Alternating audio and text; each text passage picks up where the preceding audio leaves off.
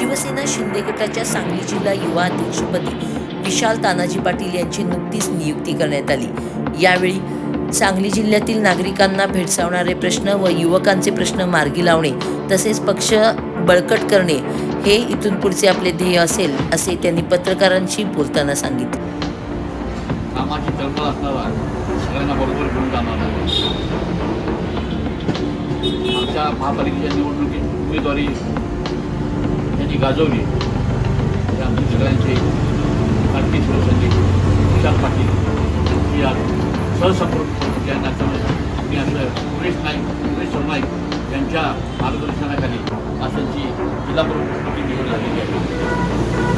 ही करत असताना आता या कालखंड इलेक्शन नाहीत काही नाही, आता कामाचं एकनाथ शिंदे साहेबांच्या पाठीशी उभं राहण्यासाठी सगळे शिवसैनिक आता सांगली जिल्ह्याचे परत एकदा वर्गळसाठी परत कामाला लागण्यासाठी विशाल पाटलांच्या नेतृत्वावर कामाच्या द्वारीनं त्यांना बरोबर घेऊन सांगली जिल्हा परत एकदा घर तिथं शिवसैनिक गाव तिथं शाखा या उद्देशानं परत एकदा सांगली जिल्ह्याला मिळावा। एकनाथ शिंदे साहेबांच्या मार्गदर्शनामध्ये एकनाथ शिंदेच्या आशीर्वादानं या सगळ्या गोष्टी करणार आहोत।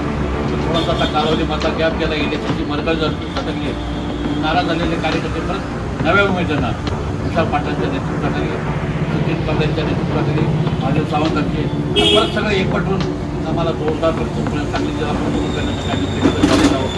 या सगळ्यांना एकदा परत सांगतो विशाल पाटलांना आपण सगळ्यांनी सहकार्य द्यावं, नवीन कार्यकर्ता आहे समजावून घ्यावं, काम करण्याची तुम्ही ताकद दिली, पत्रकारांच्या हातात जी लेखणी आहे त्यांची ताकद आहे, तुम्ही जरा त्या दिली निश्चितपणानं सांगली जिल्ह्याचं नाव वैभवशाली करेल याची माझी पूर्ण खात्री आहे। आपण आलात। राज्याचे संवेदनशील मुख्यमंत्री श्री एकनाथजी शिंदे साहेब तसेच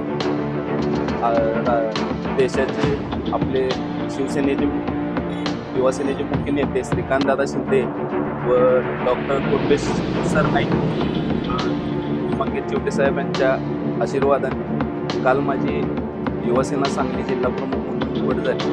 तर या निवडीचा मी शिवसेना पक्ष बळकट करण्यासाठी तसेच युवकांच्या प्रश्नांसाठी व जनतेच्या कामासाठी योग्य वापर करीन।